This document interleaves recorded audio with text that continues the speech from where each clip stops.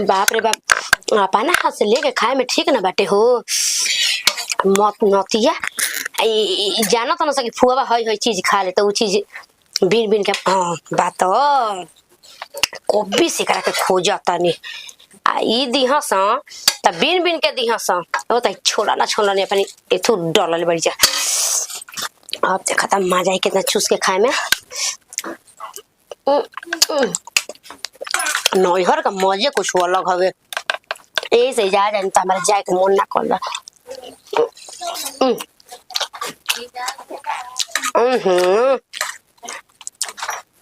एगो हमार पतो ही बनावेली सा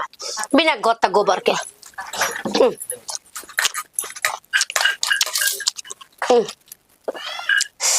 कटोरा में खा के कटोरा में चौके के नीचे ठेल देता नहीं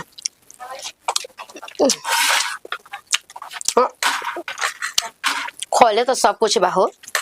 नैहर में पेट भर मिल जाओ खाए के तेवने ढेर बाटे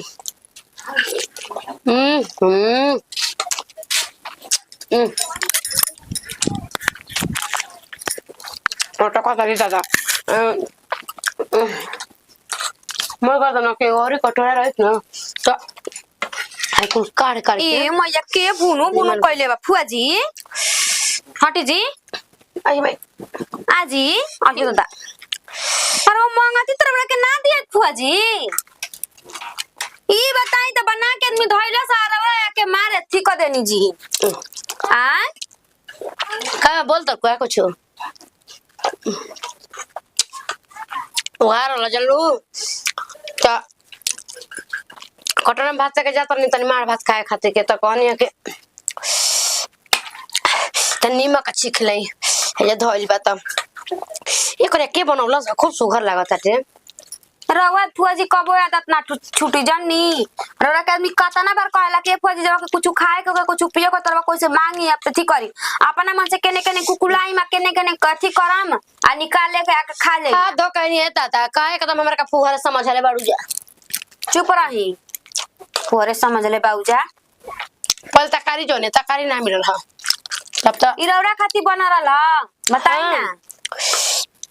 के हुआ कौन चीज में अपना मन के फुआ जी रौरा लागी ना करे के तन को लाजी ए कने खिसी आयो तरू हो लासरा में घोर के पी कोइले बटुए अब खइला खाती के ई कुल मत कह काना हमर बहिन के ला शरम का नैहर में बानी नैहर के खाता नहीं भाई भतीजन के खाता नहीं भाई भतीजन के रो देहियो पाइम ना तो चाबी गलम हां ये तना में ला समय बना हो अम्मी जानत नहीं के करना पर चलिए जे काहे खाता नहीं लो अजी आई माई हमरा घरे लाते खाई नारवा लात ले लेनी नाम लिख लिख के पीस बनावल करो जा ना के कुछ खाई ठीक करत नहीं ना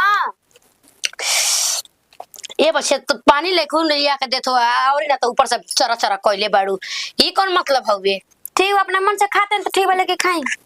ले के देखो पानी पा के पूरी जा हटी अच्छा बा हटी जाए दी हमरा के बटाबू खाए बैठल बन तो तनी और दो पीस दे दा अपना मन से खाते बा तनी करके खाई तब आजा आजा खिसे का का कर बुझा का कर बुझा हो अपन हाथे हमार पेट भरला दूसरा के पेट ना भरला बुझाइला से फुआ जी आइल बन वही दिन से लागत को हद हो गइल बाटे ए दादा खाली मुर्गा मछली खाता टिया बनावत रहे मतलब एकदम से जीवन सा गइल बा कब आदमी के नहीं खा सोचत न को तनी के दाल तरकारी है आई सब भात खाई इनके जरूरते नहीं खे जब जहिया साइल रे कने आवा हरे लइका बा हई बनावसन हई करसन हई देसन कोना पेट में जाता ये दादा रोज रोज हमनी के तो छेरछेरी लागत कहो हां इके चाउर का इको जोरवा से बासमती है हां फुआ खिलास है खाते ना बड़ी हां अपना मन के लेके अपना मन के लेके तब का तो तय जाए तो का हो हमारे फुआ है हमारे कारिए खा सका एमे कौन बड़का शिकायत बा हैं काहे हो काहे ना के बड़का शिकायत रहुए बताई ना तो छिपे में खाती है कि मैंने पतल में खाती है पतल में खाती है सब चीज तू करती है अपना मन नहीं की का बुझाते और अबे जाके कहीं ठीक बा अब हम का कही अब खइला खाती मैंने फुआ से कहे जाएंगे फुआ मत खो रहुए बताई जी रोज ये सही बेते सब मुर्गा मछली अंडा कब कुछ कुछ शिकार कर बनत रहता आ साग सब्जी ना बनला साफ एकदम भर नष्टे करे पर कार लागल बहुत त खाती त खाए दना भैया आजकल आज दू चार दिन में चल जाई कोनो रेप खा नहीं खाई नहीं के चहले खा लेती या कराही में खा लेती ऐसन तो कोनो बात नहीं खे ये सन के बात बा काहे कटोरा कटोरा में लेके खा लेते थरिया में लेके खा लेते थुए में का बाकी बाटे बताई ना। आ त अपन हिसाबे न खात होई ना एक ना दो पीस खात होई और का कर लोग तू लोग एथी खैला खाती अरे डांट नहीं सकते बोली ना। शांत रहो गुल एकदम शांत रहो डांट देम हम तो रोज बोलते बनी करते बनी धरते बनी तब अपना मन का करत अड़ी अरे वो कर एकदम देखिए अरे का कहबरी आदत से बाजना है आदमी या का कहला पर कुछ दूसरा बोल निकल जाई ना तो बोली रहुआ ठीक नु बाबू देखा है बाबूआ का है फुआ हटा कनी हटा चलो चल कनी ना खाती कनी आ ये फुआ जी बात का हो चबाल बटे तोरो फुआ खाए के माने एकदम ढंग ना भइल ना हैं बोलला पर तो कहबे कि माने भतीजा बोलत तरह से हैं तोरा किचन में कौन खैला के थी रहे का हो गइल किचन में ना खाइला किचन में खा जाला कि किचन में खाना बनेला अच्छा चुप रह कनी मुर्गा अरे मुर्गा कहता नहीं कनी के मुर्गा उतना मजेदार नहीं खे बना मजेदार कहां से बता इसलिए तू का खाबी तो तेरा मजा आई हमरा सही बताओ ना का खाबू तो मजा आई हो हैं है ओए खाइम त मजा आई का हो चिखुर हाँ ये पीस ले बनी बाबूआ जान जी ओए पीस ले देख ले नु हां तू जा कर जा चल जा। जा तू जा हमने के भतीजा फुआ के बीच में मेहरा ये बड़ा नु आ त इंगर मुंह देख हम छोड़ला हूं मन त भैया तक ढकेले में देरियो नहीं खिलागत खत्म बोलती है मारे का चाहता रे माने मौगी से माने अलग करावल चाहता रे कि घर परिवार से जो का रे फुआ कटा गोल गोल काट गड़ तारा बोल का चाहता रे खांसी का खसी हम बात नहीं करता हम हां तू सुधरबे कि ना सुधरबे बोल 4 दिन खाती आइल बड़ा एकदम हालफा मचा देले बड़ा पूरा जा तो मीटे मछली खाए के बता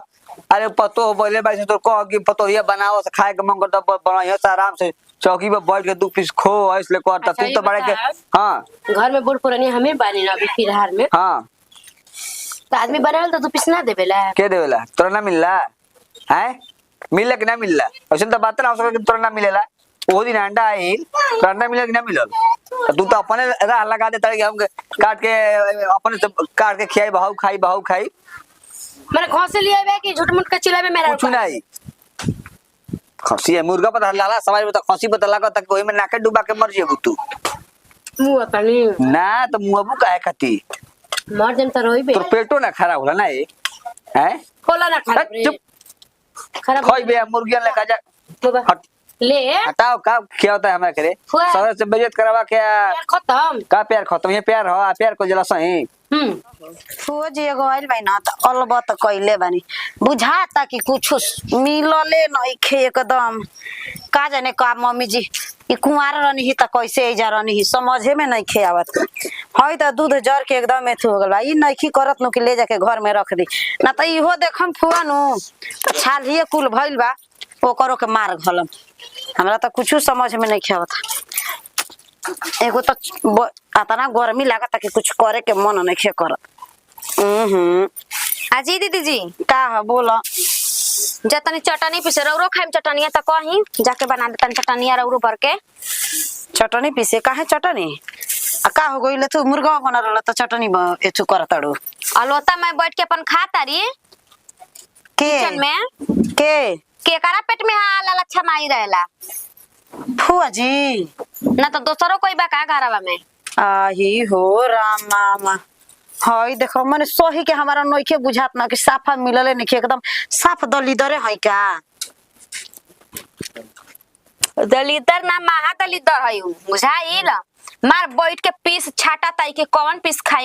खाते ले गनी कनिया जी पुआ जी का करतन जी तो तोर कमी नहीं खाता नहीं रे कि अपन भाई या भतीजन के कमी नहीं खाता नहीं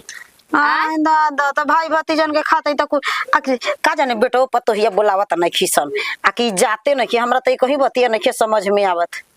वो भल बाइसन की बुढ़िया गोइल बिया त सुख चैन से होई हसन इनकरा खइला के मारे परेशान होई हसन। सुख चैन से के मार के खेदला वो ऐसे त कोनो ठीक नहीं खे जी। इनकर ये रानिया नु बाटे ये रानिया नु ओइ जो करथो हन। हां तब अब का आइल बाड़ी अकेले कौन कहीं के फूफा के लिया के आइल बाड़ी आइली अकेले होई तरी अब हम फूफा जी ले बोलो चली रहेला का कि फूफा जी के लिया के आई हन। फूफा जी ले बोलो चली जो ही रहेला ना हो हमरा तो समझे में नहीं खेत हम का कही का जानी का करियन रहियन की का करियन हमरा ना बुझाला जी। केहू समझाए बस के बात नहीं के केहू नहीं के यही रहनिया पर बाबूजी पहली बात त उनका तनिको शरम हाया नहीं के एकदम है हर बाड़ी। एगो आदमी होला के तनी लजाला शर्माला डेराला लेकिन ई साफा है हर बाड़ी।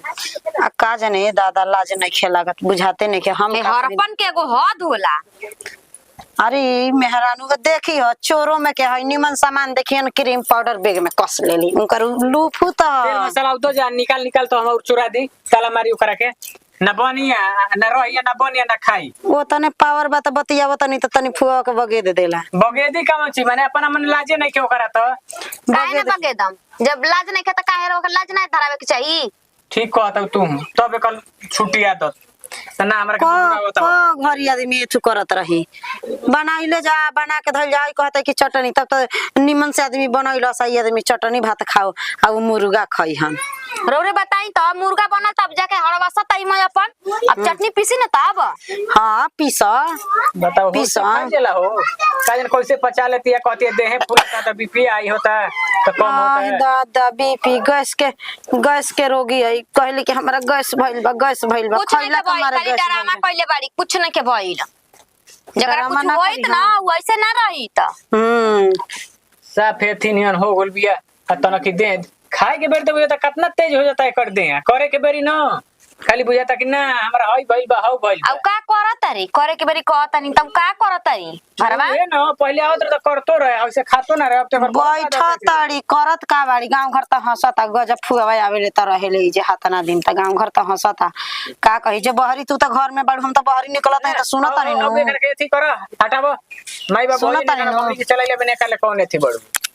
रौरे ने फुआ आई रौरे देखी ना। हम त कम त बाउरे हो जाई हम लिहाज करत रहे ना लिहाज कइला के काम नहीं खे चुपचाप बगेदी लोगन ना तो हम जहिया बिगड़ जाइम ना तहिया बढ़िया ध के घर से बहरी क दे हम हमार कुछ ना कर पाई हम अब बेगदई हन एकदम ऐसे कि इज्जत सहत आदमी ना कि परले हो गइल बा ओतने भर इज्जत सहल जाला ना कि तनी बढ़िया लागो हम सोचत नहीं त माई नहीं के तब तक जल ले लिहल जब चलावल जब करे माई होइए नहीं के कही त देख मर गुले जे भाई सही कहल बा कि लाजे भव बोलस ना सवादे भसुर छोड़स ना उहे हाल बा नहीं कर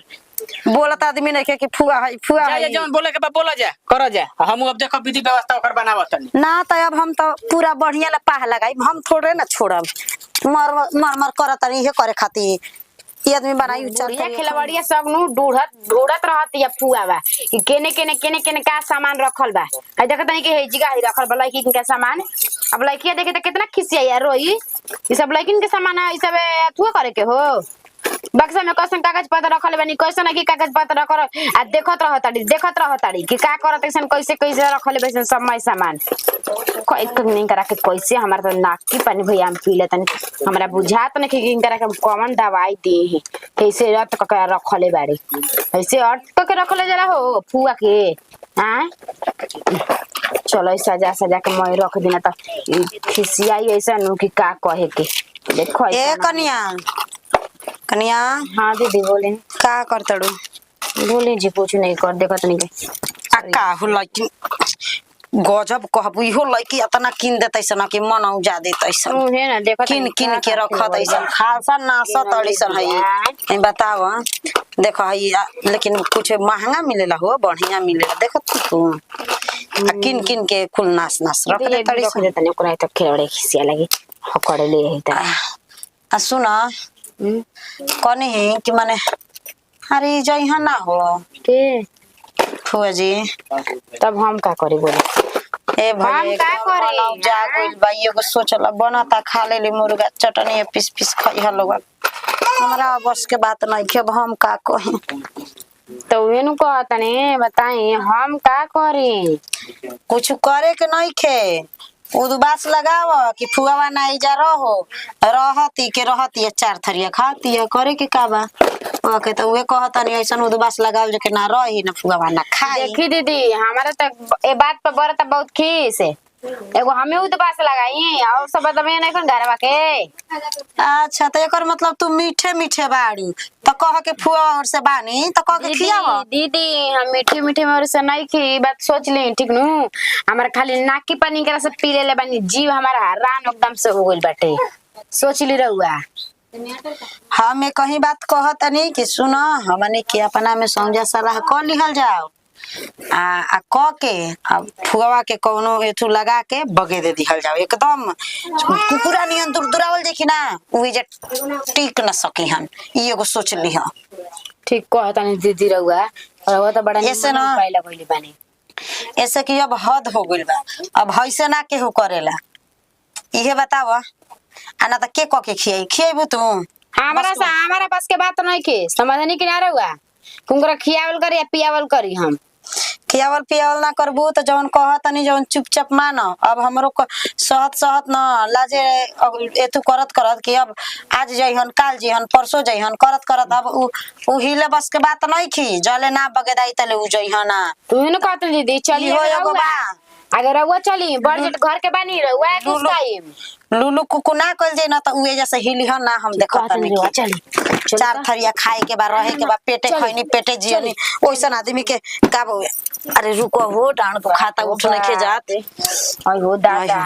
हम त ना जानत रही कि हे तना खचड़े एकदम से फुआवा निकल जाए दिन भर में 4 दिन भर में 5 दिन खात रहत रे पियत रहत देखा दीदी उपाय ठीक लगल बे आगे से दीदी जी पीछे से हम उलटिया के चाहिए हमारी दुआर पर का हवा ना खूब सुघर लागेला अब खैला के बाद हम इहे मन करेला ना कि बोरा बिछाई चटाई आ यही जा सूतती नैहर के माजे कुछ अलग हवे खेलवड़िया भौजैया कोनो औतो नहीं खिसरे ना कोनो ककिए लौका तरीस हैं जानते से कि सोनिया आइल बिया तब्बो नहीं खिसा आवत तरीस ये कहा ला कि बनल के सब बिगड़ला के केहू ना हवे हैं आज हमर है भतीज पतो लुलु कुकु कइल बड़ी स त केहू नहीं खिसा आवत तरीस जा तनी बार हो ककिया के घरे धरी दे धरी बहरी बना दे धरी आ चली निकलिए जैसे एगो झोरा डाल ले तनिया लुल्ले तनिया एगो लुगा आ ड्रामा कइले बानी से कहतर हो काहे फेकलू ह काहे बिगड़ू हमरिया के कुल झोरवा हो ए जे काम नहीं के ढेर रहलिए नी अब जाई अपन घर दुआर धरी कैसे बोलतर जाओ बड़ जेठ के हेंगे ना बोलल जाला आ बड़ देर के का फर्ज कि कोई के जाके हड़िया डड़िया निहारी का हो गइल बाटे अब हमर नइखे भाई भौजाई तब हम अपन भतीज पतो के आ भतीजन के नइखे कुछ देख सकत एगो बात जान जी फुआ जी रोजन करत नु खाली एगो मार बचल बता हमर थपरो उठ जाई अब तो चुप से चल जाई अब बतावा त है देखता है अबे हम बोला के लिए आई अबे कहम कि देखा है भतीज पतो है हेता ना बोलतिया तबे नून डाल के जे है सो शेर भरना कौन नून डाली जी तनी बोला के लिए आई त देखी हमने जे तन देखी त कवन आवा खसी मांगले बानी टिकारा से खसी मांगले बानी ठीक है बाटे जी खसी मांगले बानी शिकार मांगले बानी त जन तोर जगह भाई भौजाई ने के तो तोहन लोग के चलती चली तोहन लोग के चलती ना चली ठीक समझ में आइल ना ठीक बलिया के झोरा भी गले धरा धरा डेरा तर ने खोजे तो तन डेरा के रह जा धरा काने बानी जा जी आई जा काने बानी जा आज रखे बता हो केवन प्रधान जी मुखिया जी के बोले अरे बड़की ई बता बड़ जेठ हो के आज ले ना एंगने बोलले रहलिया छोट हो के हमरा के होइसे कहती अरे अब देखिए फुआ जी हद हो गइल बा बात मानी चाहे मत मानी हाथ ना दिन केहू नैहर ना रहेला ई एगो सोच ले मारा पर डेंटिंग पेंटिंग में बाड़ू जा फुआ जी के खाइल दू सवार कइले बाड़ू जा नैहर 4 दिन खातिर शोभेला सोच ले हमनियो के जाके नैहरवा रहेला कम जना त मान आदर ना होई नैहर 4 दिन खातिर ह महक जाला 4 दिन से बेसी रहला आदमी महक जाल उहे हाल आपके भइल बा ऐसा है बताओ खाइल के बे खाइल को दिहली सब है मुर्गा के दुगो पीस का खा लेरी हमारे छोरा बोरा भी के लगली सब नैहर में भाई बाप नहीं के भाई भौजाई नहीं के तो नहीं के आदर मान मर्यादा कुछ नहीं तू ना मन जा रही ना झरला ले कुछ बा ना जनी बड़ा अपना भौजैया के कइले बानी नैहर में भाई बाप मर गइला के बाद भतीजा भतीज बतोई तमे तनियो मर नहीं कर कुछ हो जाना गाँव सुनावल जाता, गाँव के सुनावा तने की काहे हे दुआरे पे बैठा के हमारे बाजा ले तारू सब हुई उठावा तारू सब नहीं खेलो गवा सुना कहे के नु बा पचौनी लिए ले रे बकरवा को बकरावा को पचौनी है, हां पचौनी है। दुई पीस को आपका के 17 को पीस तब का देबे, कहबे कि दुई पीस खइले बा। देखा इहो कहता ये कहत रहले कि पुआ सब छोड़ दी, हम ना छोड़ब। आज देख लो मेहरारू के चलते कुछ मरद को देता रे दादा। हां चलवे रहना ठीक नहीं खे जागिल जा तनी कि ना जी जो बात नहीं है, जो 10 दिन के बाद है जो। अब जाए कि घरे तनी कोछो ना डलबू सा, एगो साड़ियो ना देबू सा। आई दादा हई चूड़ी अब छोटा की के बड़ियारी छीन के पहनने की देख हाथ तो चरल त पहले त का हो गेले, का हो गई चूड़ी बिटिया निया ना के कान नाक में के माला झमका के आ चल तनी नैहर में तू कर तब बिटिया नहीं त कहां ये जाके पतो हई तनी के तो पतो हो सा त बिटिया बन के बाड़ू सा। उठे उठे चल कोचा डाल दे साड़ी उठी उठी उठी उठी कहानी ना जो फुआ तो तोरा सुनी एगो बड़ जेठ बानी एगो इज्जत से समझावा तनी देखी हम त कदर तनी मनी कहियो लेम लेकिन हई 2 दिन के ना करी हसन सोच लेई खाली खाइले खेलवाड़िया पैखाना भर देले बाड़ी का मुहावा ताका तनी जीव का करी हमनी के का बते संजय काना तू का बीच में क्या कहता किराया दे किराया हाय दे ले किराया। अरे ना होला उ फूफा न कहने ले बना रही का बना दिमाग में जाई चावल ले बनो चोरा पे दे दुकान पे दियो। साड़ी अरे सुने ने देख हुआ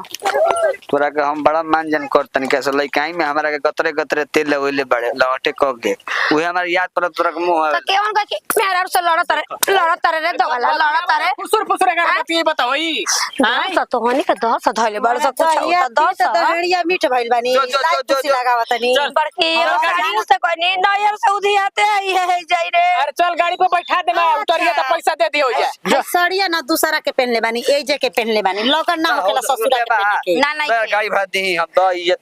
अथी कइले भी चल चल गाड़ी पे बैठा दम जा उतरिया पैसा दे के चल माने कमला से छुया से मत हो गला देख तनी ना हमार मर्दा के हमरा के खराब बना बास लगैती ना जैती ना एगो सोच ल लोग एही से हम कम बोलत रहनी चुपचाप ऐसा जावल उनका गाड़ी घोड़ा मिल जावा चल जस तबे कहल कि चल जे त कवन ठीक लौट के आइए हां लौट के आ जाई हां चलो चलो खा लोगन उपासे रह जे बुलो कैसा ही